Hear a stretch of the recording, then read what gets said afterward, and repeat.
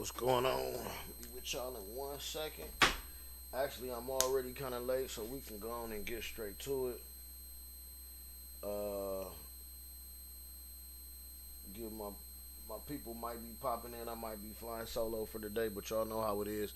Anytime y'all want to slide in, man, always hit that Discord link. I'm gonna be posting that up um, in here for everybody to see. It's already posted everywhere where I advertise, but it's gonna be live in a minute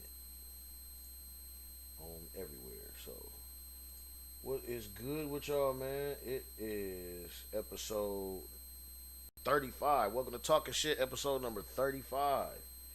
Um, we got a couple things going on today.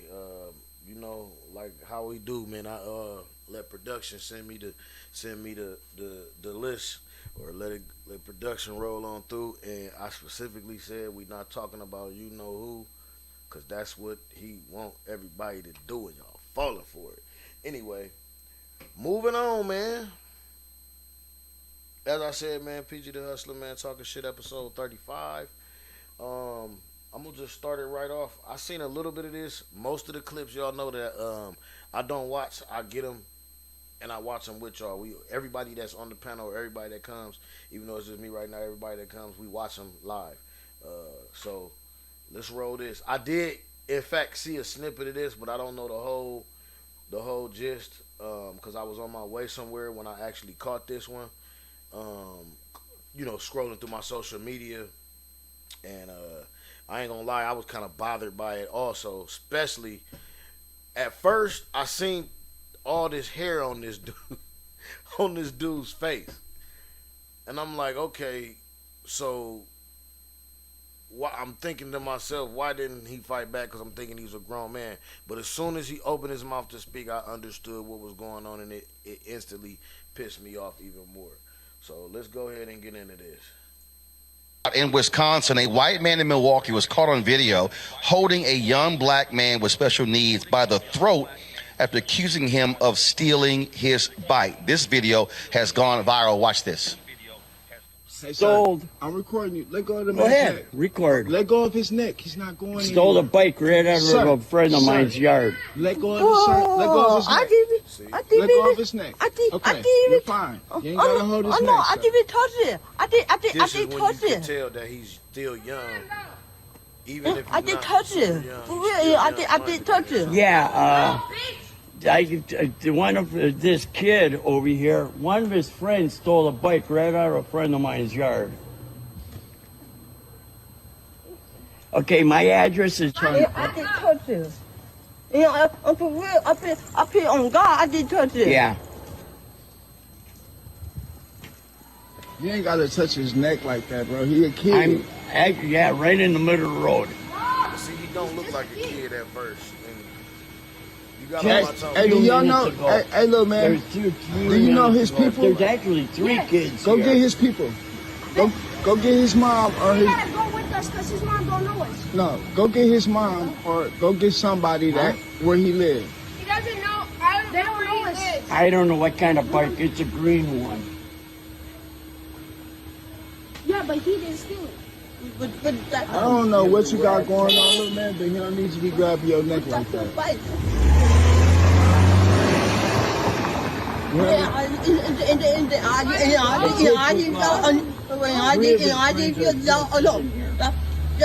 How did he get you? I did touch it though. I'm saying, how did he grab you? No, I didn't. He got me. He be on. He went. Yeah, he don't got no reason to be grabbing your neck. What?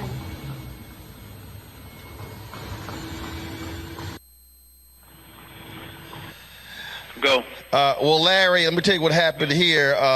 It was a black group. They pulled up on homeboy. His name is Robert Allen Walsikowski Sr. He described the bike to the 911 operator as green. You saw the bike. It was blue. Milwaukee Police Department is aware of the video and is investigating. The young man's name was not released, but he's 24 years old. But a group of black folks pull up on his white man's house, and they've been protesting. I don't know if y'all have the video.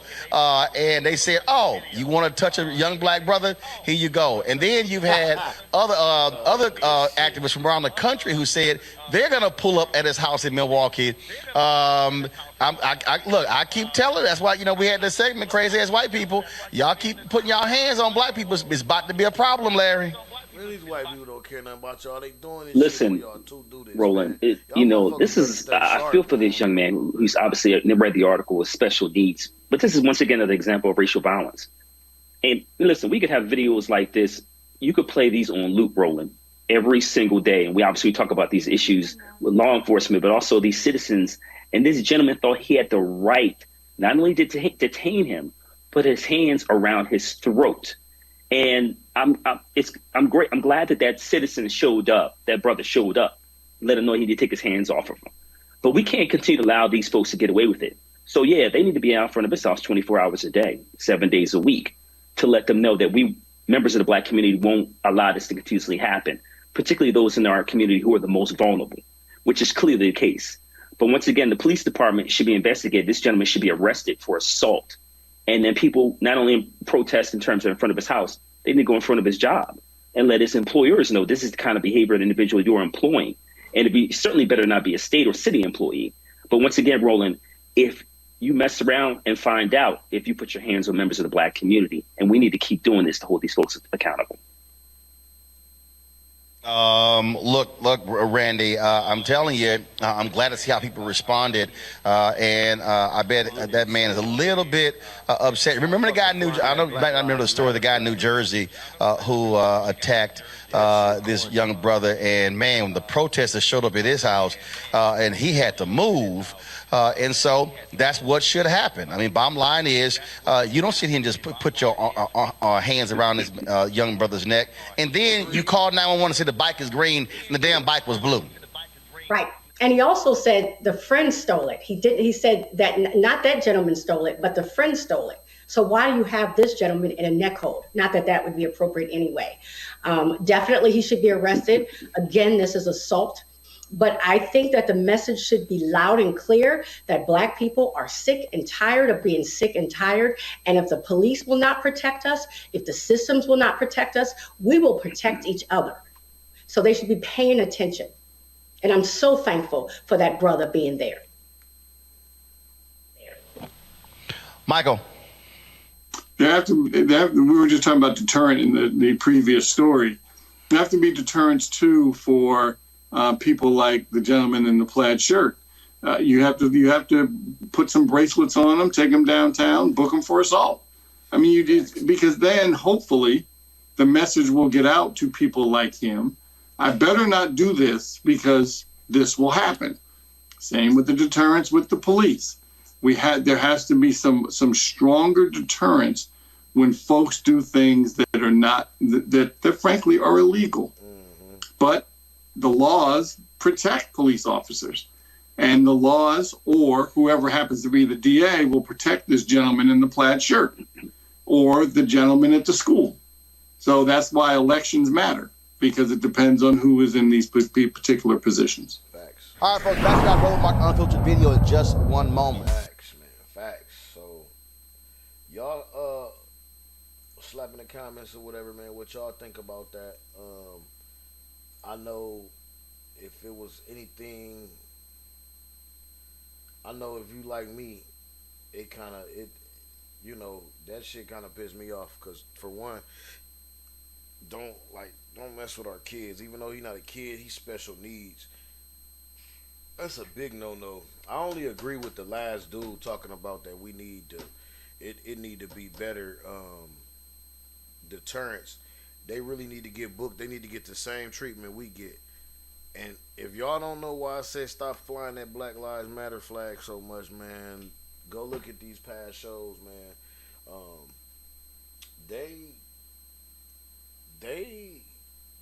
They on some shit, man. That Black Lives Matter, it ain't even that shit is a scam, man. That shit was a big scam. It was some old bullshit.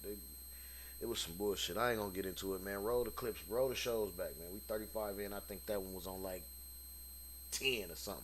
Show 10 or something like that, man. Run that shit back, man. You'll see exactly why we saying that. So the fact of the matter is, you need to, just like dude kind of broke it down. This is why I'm so strong on voting for who is in your community, because the people who you put in office, they need to not protect these kind of people like this when they grabbing special needs kids by the throat and beating up kids with autism. A couple shows back, there's another incident, like dude said, like the dude in the school basically just shoved the little dude, it honestly, it wouldn't have been nothing that could keep me off that teacher, man. It had that been my child, and it was a little autistic boy. All the little boy did was get up in his face and say something probably smart or something. But I mean, at this point, you a kid. I mean, that's a kid. You a grown adult. You should know how to handle that. Like, ain't nothing no kid can say to me, make me put my hands on him. As far as somebody else's child or something like that, it's just not worth it, and it's not right. As a grown person, you way stronger than them, and it just ain't right, and y'all know it ain't right. So now let you be 16, 17, I mean, and you want to get put in your place, I mean, by all means, step right up. But you know, a child that young, I think the child was like 10. You know what I mean? He was frail. He was a little skinny kid. But anyway, like I say, man, y'all get out and vote for who's in y'all neighborhoods and in y'all on these seats, because they protect people like this. So y'all need to put the people that's not protecting people like this in office. And if it ain't none, shit, get your ass up and run if you want some change, or else don't be talking about it. Don't complain about it. If you're not gonna get your ass out there and vote, don't complain. Period. You ain't got no right to, because you ain't even trying to change it. You know, shit. And fuck all that. That shit don't matter. That voting don't matter. Talk. That's bullshit. That's what motherfuckers want you to think. So you cannot vote. So they can put who all they want in. You never hear white people saying that. You never hear the others, people that want the power, or the people that want the power on their side, or these people's friends saying that voting don't matter, because they fucking know it does. You vote who you want in, maybe you might not get so many tickets. You vote the people that's gonna treat us right, maybe you might not get your ass whooped at a fucking traffic stop. I mean, just maybe. It's still a just maybe, but still, just maybe. Moving right along, man. Let's see what other motherfuckers is up to, man. Let's see. Counterfeit couture. The New York shop owner now charged with misleading shoppers and netting millions of dollars in the process. That's where we're starting tonight at 6. I'm Natalie Pascarella. And I'm Chuck Scarborough. Police arrested the Long Island woman who was accused of selling luxury designer clothing for millions of dollars. The problem, investigators say all of it was fake. Police say 31-year-old Lindsay Castelli sold $40 million in fake designer goods from her shop using almost 24 printing presses. They said that she sold sweatshirts that cost her only $10 for thousands of dollars. Here's News 4's Greg Sergel. The door at this Plainview shop was locked today.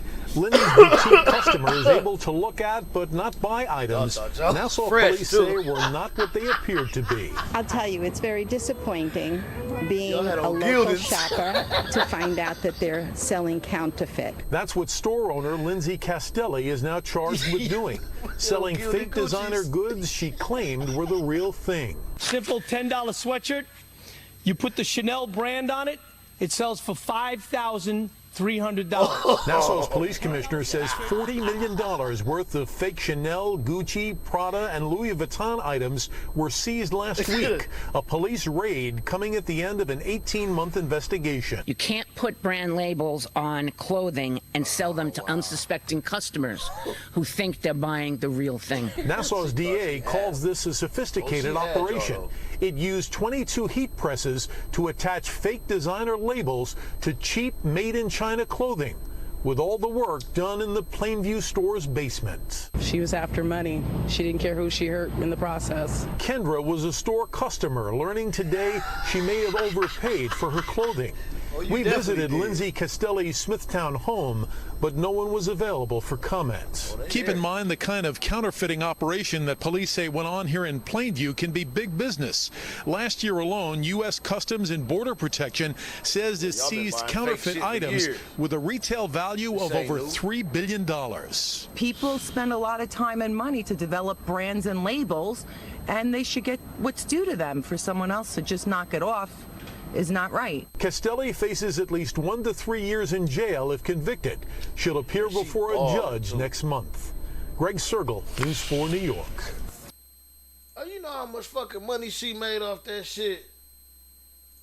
Man, if you live in Ohio without that shit, man.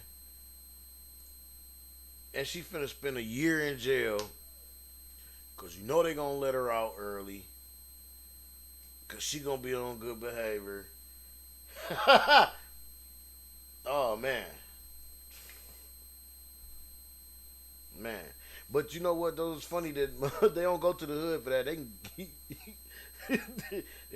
They go to the hood, all y'all motherfucking stores will be shut down. Because y'all be buying that shit from motherfuckers like this, too. Y'all be up there buying this shit, and y'all know it. Oh, man, that's hilarious. That's hilarious. Me and production finna roll about that shit. Anyway, moving right along like we do. Hello, everybody, and thank you for joining us. More upsetting news of gun violence around the country today, including a disturbing case of road rage. Police say two fathers got into an argument, pulled out guns, and ended up accidentally shooting each other's daughters. Stephen Fabian on a story that has even the local sheriff shaking his head. A road rage clash between two dads ended in disaster after they allegedly wound up shooting each other's daughters. What is scarier than one crazy driver with a gun?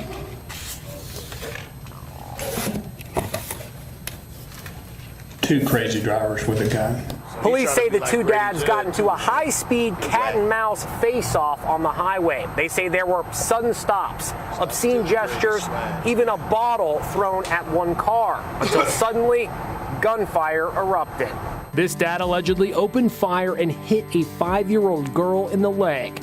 Cops say the other dad fired back as many as 8 times and hit a 14-year-old girl in the back. They shot my daughter in the leg. I know where they shot. You can hear one of the wounded girls in the police body cam video. Do I have to run in it? This is one dad, Frank Allison. This is the other, William Hale. You have the right to remain silent. Facebook photos show Hale with his family, and this is Frank Allison's family. Both fathers have been charged with attempted murder. There could have been 2 dead kids because of 2 stupid grown men. You were pretty outspoken about these guys during the press conference. Why? When I first heard about it happening, I thought of the movie Dumb and Dumber. They don't shoot each other, they shoot kids that are in their vehicles. If convicted, each dad could face up to 15 years in prison. That's fucking right. That's fucking right. White on white crime. It's a damn shame. What is this world coming to?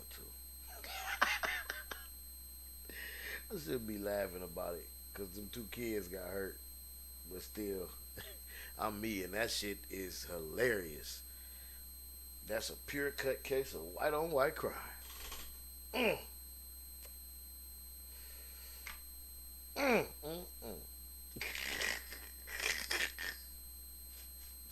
I'm sorry, y'all.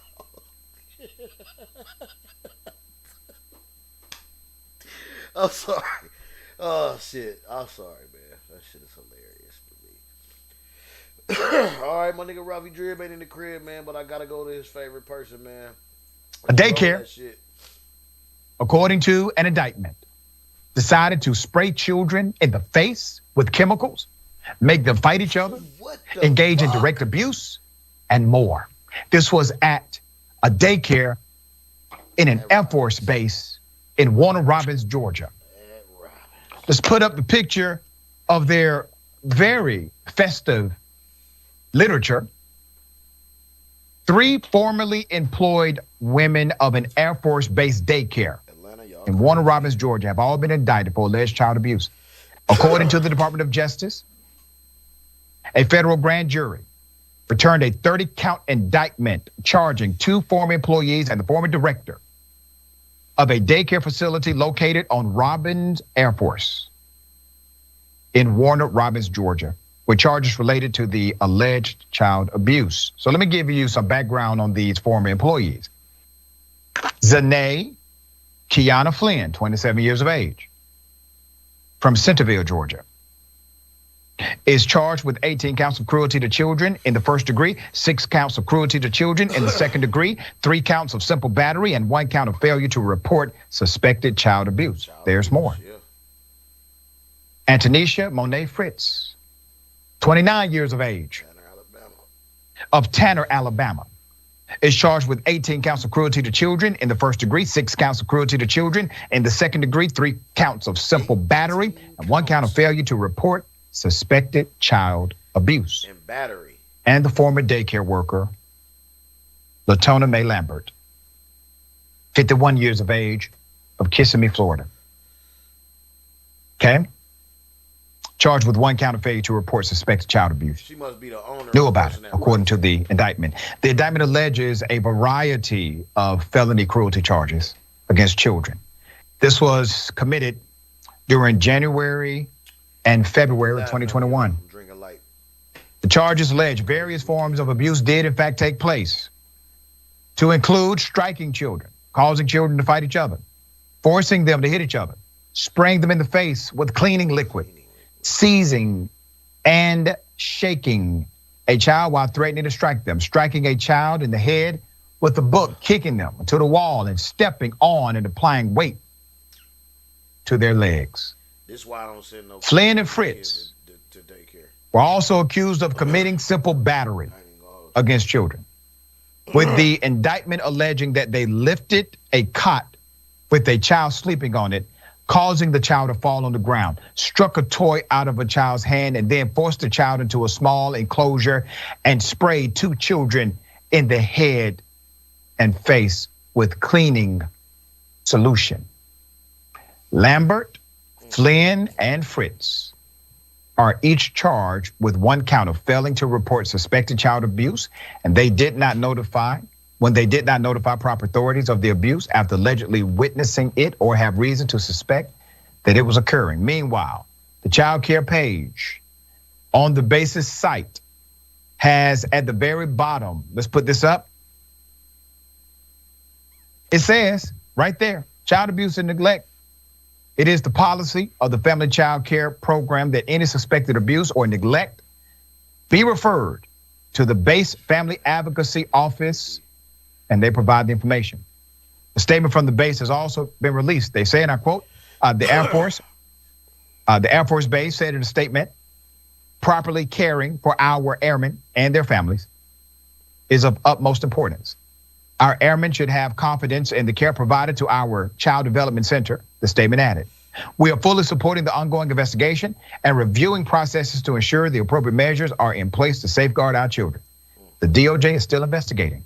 This is an ongoing investigation, according to them. Parents and guardians of children who are under the care of the defendants and have concerns about their child are encouraged to contact the Robins Air Force Base Family Advocacy Program at 478-327-8398 during regular business hours, per the United States Department of Justice. Stories like this boil my blood. Children, there is nothing a child can do, that should make you abuse them. Nothing. I don't care what they say out of their mouth. I don't care what actions they commit to their children. You were the adults in this situation. I don't know what other protocols failed these children here, but I damn sure know you did. We will highlight these stories. We will bring light to them. National media has not covered this story as they should, in my opinion. But we will. All right, Jeff, thoughts? I'm looking forward to the day when you report that there is justice served in this situation. I mean, where do you even start from a commentary perspective talking about this situation? It's so wrought with ugliness and neglect and to some degree even like hate. So many people have been failed in this situation. So many families probably don't know what to do or where to turn in order to get what they need in this situation. Who can they trust moving forward in situations like this? The child care is necessary, and boy, is it expensive.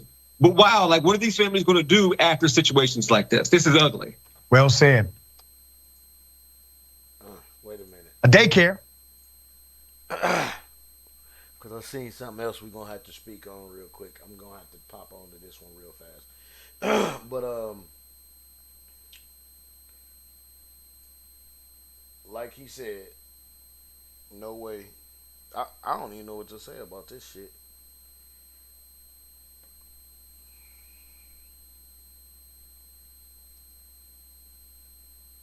Only thing I want to say for real, is if you can avoid it, unless it's a family daycare, for instance, like, okay, my cousin Drip, his mother, my cousin, owns a daycare. That would be the only daycare I would send my child to. Cause I know that nothing's going on in that daycare. I don't know about all these weird ass daycares that's popping up everywhere. All these people, these programs, these church program daycares and all that stuff. You don't know who they hiring. You don't know how they watching your kids. You don't know what they letting them do. They sprayed the kids in the face with cleaner, like some hazardous shit. Like the Air Force, that base is getting ready to rack up the charges against these people because they know, all in all, if it comes down to getting sued or being sued for some shit going on that they done did, they gonna have to pay for it, not the people.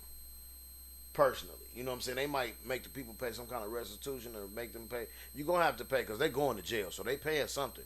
But as far as the actual, like if they sue, like if them parents sue, oh, it's going down. The parents don't gotta pay. The base is paying for all of that. That's why they gonna whoop them. They gonna whoop the hell out of them when they hand that sentence down.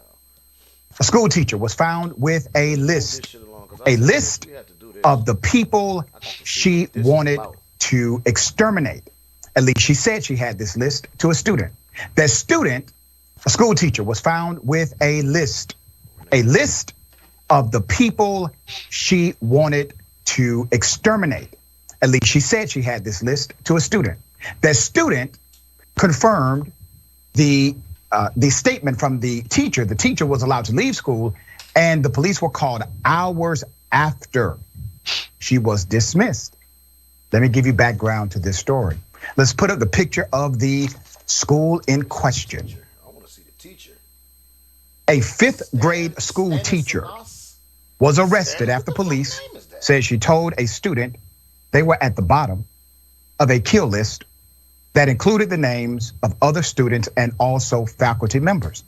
On Wednesday, a 5th grade student at St. Stanislaus School, a Catholic elementary in East Chicago, Indiana, told a guidance counselor that their teacher made comments about killing herself, students, and staff members, according to a statement posted to the Facebook page. The police identified the teacher as Angelica Torres from Griffith, Indiana. According to the statement, Torres, who's 25 years of age, also told the student she had a kill list of other students and faculty members. Torres was advised to leave the school upon receipt of this information, but police said they were not notified until the teacher was gone, and actually it was hours later. The East Chicago Police Department was not made aware of the situation until 4 hours after the teacher was allowed to leave, according to the statement. Now, let me say this. I do believe that's a significant violation of protocol, especially when you're dealing with the welfare, safety of actual children. She also threatened members of the staff, but she was allowed to leave. And then hours later, the police were called. There could be an underlying issue of mental health here. That's why I'm glad we have the good doctor on the program. But outside of that conversation, the protocol, obviously inappropriate. If a teacher makes a threat to a student body or to faculty of that magnitude, telling them to go home for the day is not the appropriate remedy. I do believe that there was an argument, a debate among the leadership of this school. And that debate went something like this. Should we call the police or should we not call the police? Well, did we find the list? No, we don't have the list in hand, so we can't confirm the list. But she did say it out loud. So we do need to call the police. At some point, that argument won hours after she was told to go home. Now, the East Chicago police chief, whose name is Jose Rivera, told Insider that not being notified immediately, that Ms. Torres made those threatening comments impacted their investigation. The quote is, "I'm not going to put any thought on the school," Rivera said. I mean, they did what they felt was needed at the time and what they felt was proper according to their policies or protocol. But it does affect the investigation, because if I were to be contacted while she was still in the office, that she admitted to making those threats, we could have taken her into custody at that moment and not a whole 24 hours later. Here's another reality. They probably could have found the list. At this point, the list has not been located. According to the school, Torres left campus after students were dismissed.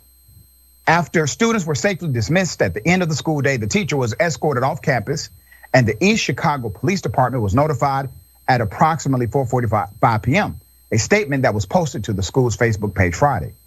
Pressed about the question, the police assured the principal that the facility was safe and that they could proceed normally with all scheduled learning and school events for the next school day. But that's not all the way 100% accurate. The school has decided to go to e-learning while this issue is still unresolved. There's more. The following day, Ms. Torres was arrested and charged with 1 count of felony intimidation at her residence in Griffith after the Criminal Investigation Division obtained an emergency detention order, Rivera said. Now, Doc, I gotta ask you this question, because there's some level of evidence here that the school teacher may have some underlying mental health issue. She's definitely, if suicidal, going through a mental health crisis. Their response has seemed to be very heavy, obviously, on the criminality of the threat, rather than also the issue that may be underneath it, which is a mental health breakdown. What are your thoughts as a mental health doctor, a psychiatrist? What's your take on this entire ordeal? Well, I certainly agree with you that there's a backstory that we don't know, and as facts come out, we will learn about the possibility of some kind of mental health issue, which sounds like quite possible just given this limited information. But of course, the bigger story for me as somebody who's a mental health expert, but also a gun violence prevention expert, is the bigger story about just how we think about the responsibility of teachers. I mean, when I first read this story, I thought on one hand, here's somebody who clearly needs help and they should get help, hopefully.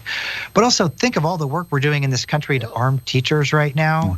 And the assumption, which is understandable after Uvalde and other places, is the teachers are the good guys, they're the protectors, we're gonna give them guns in case something like Uvalde happens. And I understand that impulse, but I don't know, you teach college, I teach college.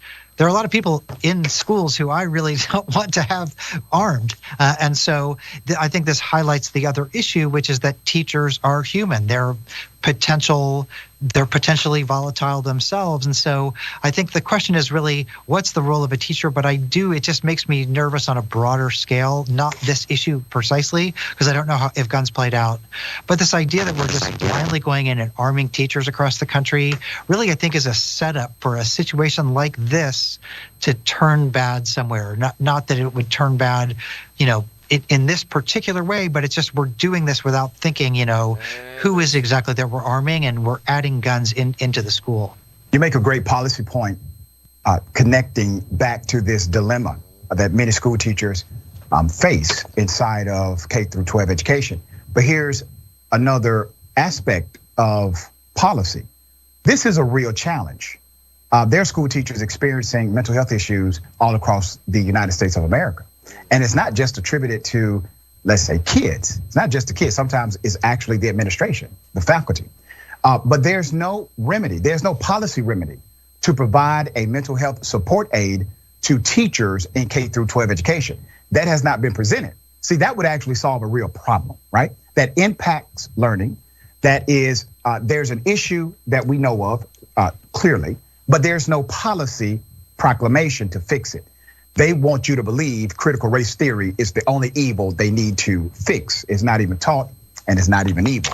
All right, we'll continue to follow it as it develops.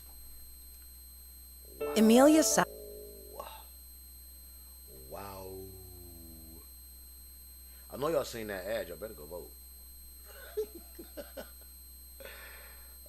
YouTube go hit me for that. So we got 2 more to get through, y'all, man. We rolling along, man. We on schedule too. There's not a lot of commentary, but it's all good. I enjoy the commentary when it's here. But really, my goal is just to bring y'all different stuff that y'all don't see from all over the place. And using these certified, news sources, man. I ain't trying to, throw a bunch of bullshit at y'all. Everything is fact checked. All these cats is real, and these people is on their job, man. And I like that shit, man. It's cool. I enjoy it. I enjoy watching this shit too, cause I don't be seeing it before y'all do, and this shit be weird. That's why sometimes I have to break off like I just did and see other things and just go down a little rabbit hole with y'all, man. Especially when I got the time to do so. So I hope y'all enjoy that shit, man. Anyway, moving right along. Year-old man in a wheelchair is brutally attacked, stabbed for no reason inside a Taco Bell in Mar Vista. The violent assault is all caught on surveillance video. Tonight, police are searching for the suspect and looking for answers. KTLA's Rick Chambers is live in Mar Vista tonight. Rick. Yeah, Micah, this guy was simply eating dinner, had his back to the door when the man came in and started stabbing him. Thankfully, he's still alive with us tonight. But this type of thing seems to be happening all over the place. The young man that you see here with the backpack and the skateboard entering this Mar Vista Taco Bell is about to attack a customer. It was Monday, October 3rd, just before 7 p.m. along Venice Boulevard. The 20-something, short, thin, bald-headed man enters the fast food restaurant just like everybody else would, but then makes a beeline for an elderly customer. 82-year-old man just minding his own business, having dinner, when the suspect goes into the restaurant, goes straight up to the victim and stabs him in the neck and the shoulder and just takes off running. The way he was facing, he couldn't even see the suspect approach from behind. You can see the victim's wheelchair next to the table. Police say the stabbing was unprovoked and the attacker left evidence behind. He actually entered the business holding a skateboard, and he dropped the skateboard during the course of the stabbing, and he just left without the skateboard. Detectives now are trying to lift prints from that red board. This person seems to have no regard for human life. Catherine Murphy frequently visits this area near Venice and Mountain View. It could happen to anybody. I mean, that happened quick, so it's like you don't even know. So I just think it's good probably to be just a little more aware and a little safer about going outside. The knife-wielding man has a large tattoo on the back of his head and another smaller one near his left eye. It's unclear if he's a transient, but he is considered armed and dangerous, and someone Mar Vista residents should be aware of when they're out. There's no such thing as a dangerous and safe. You just have to be aware of your surroundings. Our elderly victim is in stable condition tonight, but is recovering. No arrest has been made, though. In Mar Vista, I'm Rick Chambers. Guys, I'll throw it back to you in the studio. Rick, thank you. Ending cash bail, releasing dangerous.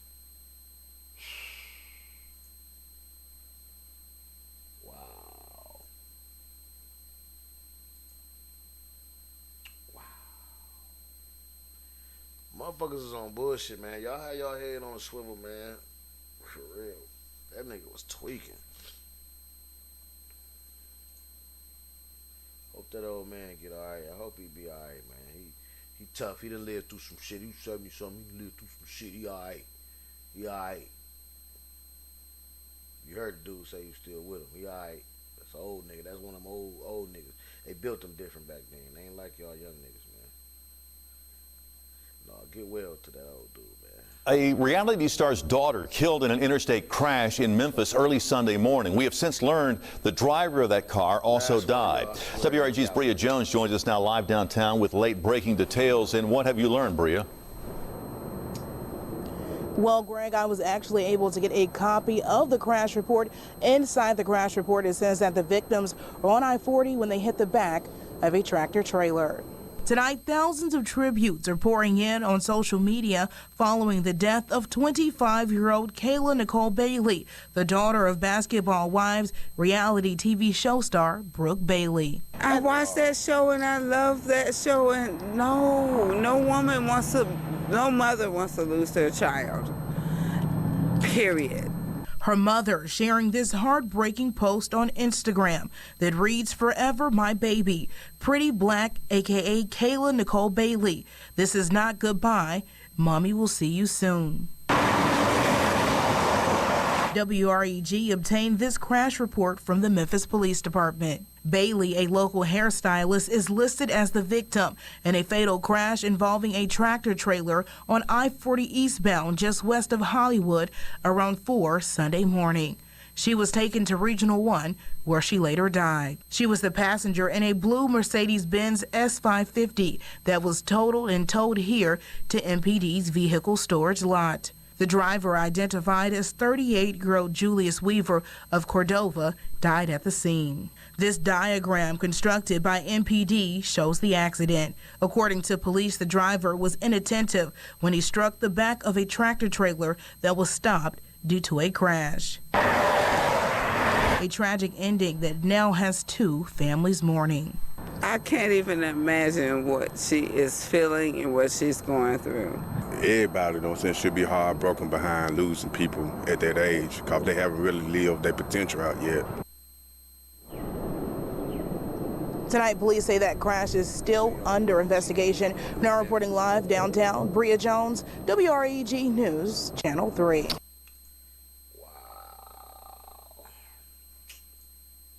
My credit score was 5. Rest in peace to that young queen. Damn, that's crazy. You see, this shit be hitting me. It be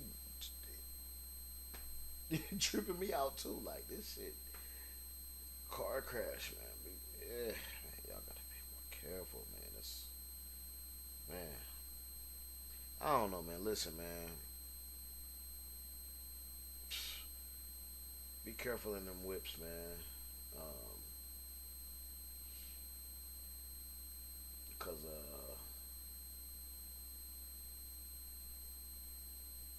being attentive and knowing and being aware when you're driving and watching the road, man, is real important.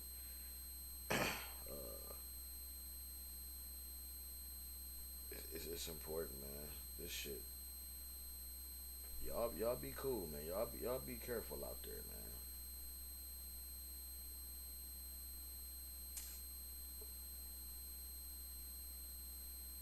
What is this? Let's see here. Let's hit this rabbit hole one more time, man. Let's see what's going on.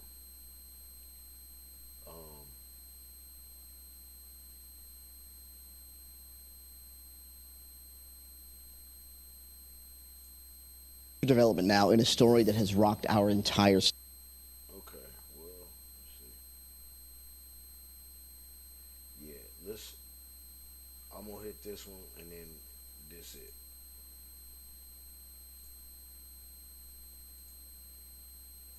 State. We have new information about a horrible shootout that killed 2 Bristol police officers on Wednesday night and injured a 3rd officer. Our coverage begins this morning with recently released body camera footage from that deadly attack. Now, we have to warn you, it's extremely disturbing and graphic, but Eyewitness News has chosen to show the video as it does give more context to the harrowing situation that those 3 officers faced that night. Eyewitness News reporter Marcy Jones joins us now live in the studio to break it all down for us. Good morning, Marcy. Good morning, Roger. Well, this is one of those situations where every instinct is really not to watch this footage, but it is also incredibly important not only to have this evidence for investigation, but also to help better understand exactly what those 3 officers walked into that fateful night. The Inspector General says that 911 call to Bristol Police is believed to have been made by Nicholas Brutcher, the man who shot and killed Sergeant Dustin Diamante and Officer Alex Hamzy. This is 310 Redstone Hill Road, the address where the Bristol police officers were killed. The Connecticut Inspector General's report says the officers went to the side door on the left side of the house near the garage. That's where they encountered Nathan Brutcher, the brother of Nicholas Brutcher.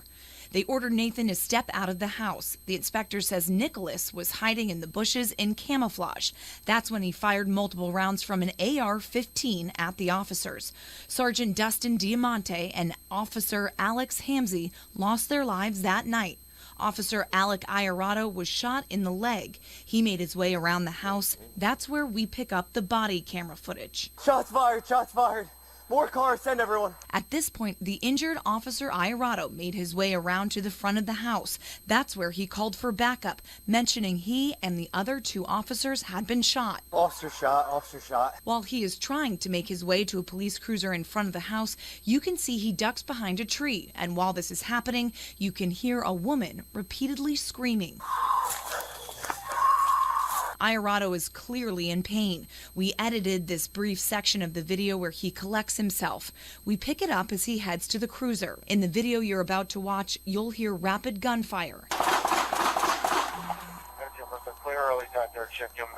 Now you'll see Iorato point his gun and fire a shot, the one that police say hit and killed Nicholas Brucher.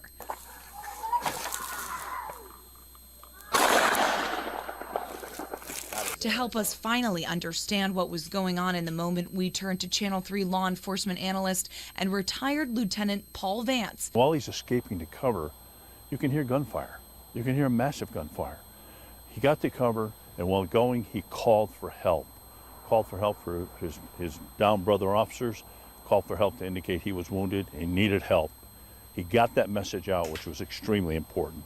He took cover, which was important also, and he was able to take the suspect and prevent the suspect from any further aggression whatsoever. The gunshots were still going off during the video, the gunshots fired by the suspect. Yet with all this going on, Officer Iorato was able to stay calm. His adrenaline had to have been pumping, and certainly his training kicked in. He's a young officer. He obviously learned from his training, and he did everything textbook like he was supposed to. In this preliminary report, the Inspector General says Officer Iorato was justified in shooting the man who killed his fellow officers. He did everything he could to get help for his fellow officers, to protect himself, to stop the aggression. He did it all. And this video clearly shows the pressure he was under and what he was able to do. We did want to point out that we edited slightly the audio of some of that gunfire to make it less jarring for this early in the morning. The 2 fallen officers were also wearing body cameras, but the State Inspector General is withholding the release of that footage, saying that it would be an invasion of privacy for the 2 officers who lost their lives. In the studio, Marcy Jones, Channel 3 Eyewitness News. Man, I don't know, man. Show all that shit. Show all that shit. Show all that shit. Show it. Show it. Just because it's so much shit that y'all don't show on them body cams, man. I'm gonna just leave that shit at that. That shit need to be showed too. Man, we're gonna have to end this show off on that white on white crime, man. We had a lot of instances of white on white crime today, so y'all don't say that shit don't exist. It definitely do. That's what I think most of the crime is. They just don't want to tell it. This white on white crime is regular crime. Most definitely. Man, rest in peace to them officers, man. I know y'all gonna get me for saying that, but it is what it is. You don't know. We don't know the character of them officers, man. They still lost their life in the line of duty, man, and that's a fucked up way to go, man. When you lead when you lead this show, when you lead this whole thing, this whole script called life, man, you do not. I believe, to me personally, one of the worst ways to go is working, man. Going at work, that's fucked up, bro. Period. And that's what they do every day. So, I mean, y'all know me, man. I'm ex-military, man. I'm on my own side. I ain't on no side as far as this police shit, man, because I see so much wrong in these constructs. You know what I'm saying? I see so much wrong in the way, and when I say construct, I mean the way that the system is constructed. That's what I mean. I know a lot of people, some people gonna hear that and not understand what I'm saying. They don't follow. But I can get real deep for y'all. But this ain't the platform. This just we just talking shit on here, man. You know how we do. This is just a laid back, thing, man. I might think about doing some deeper shit later on, but it's gonna have to be some dope stuff. I might gonna need some help, man, for that. So, and as y'all know, I really don't have too much of that. So, y'all already know, man. Stay safe out there, man, and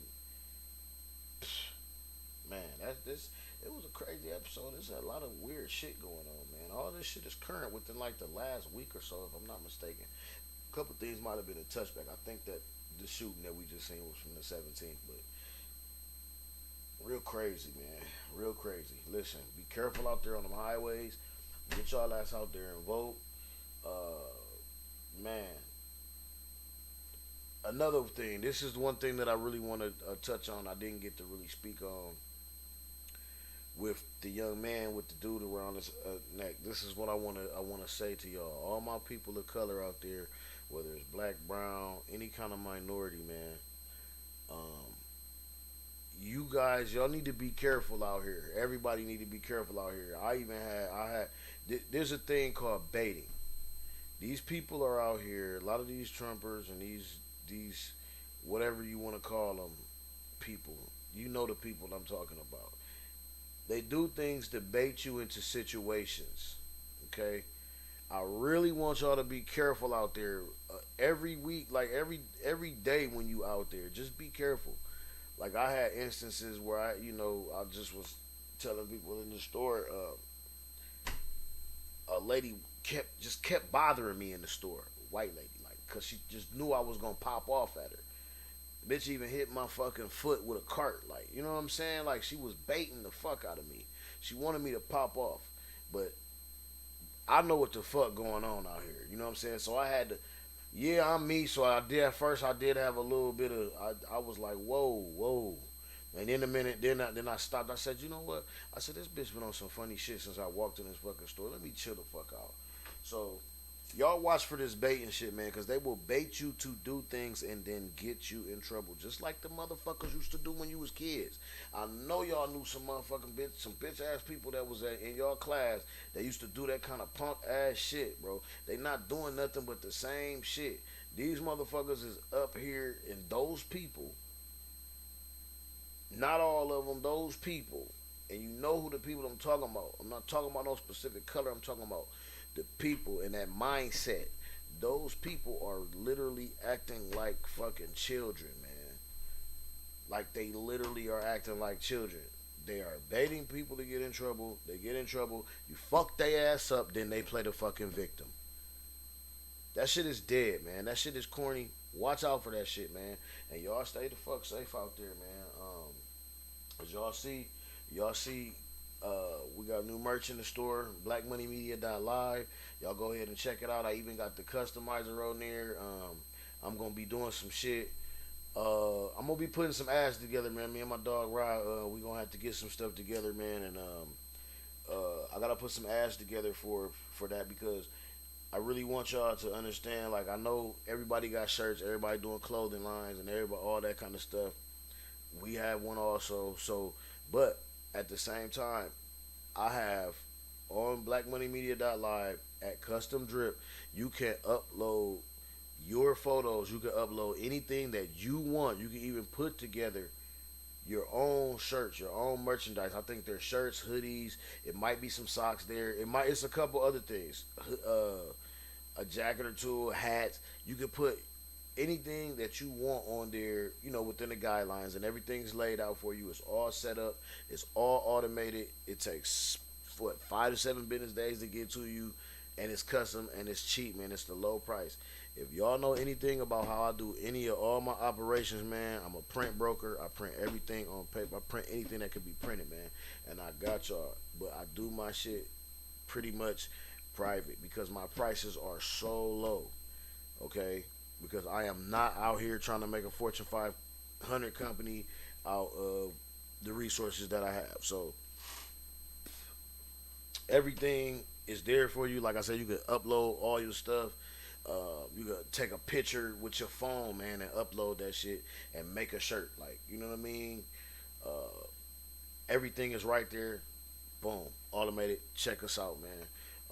THC coming soon. I just y'all just stay on the lookout for it. Stay tapped in and keep your eyes open.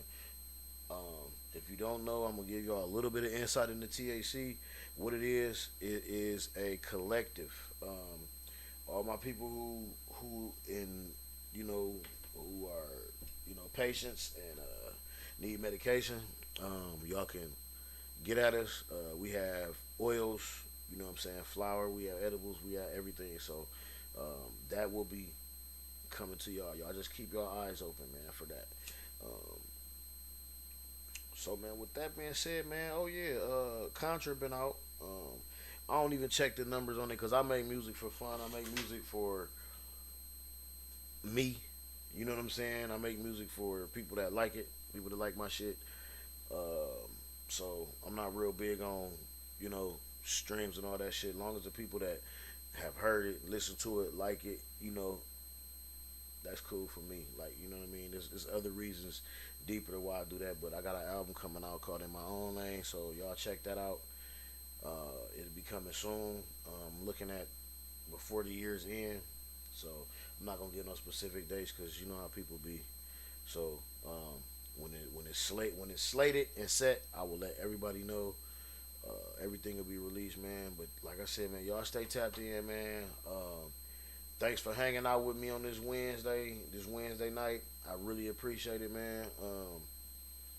All my folks watching, man, YouTube, Twitch, Facebook gaming, man.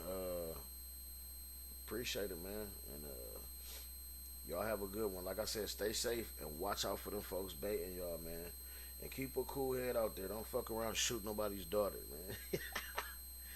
It's not funny, but don't do no stupid shit like that. It's just fucking dumb, man. Alright, y'all, man. Peace, man.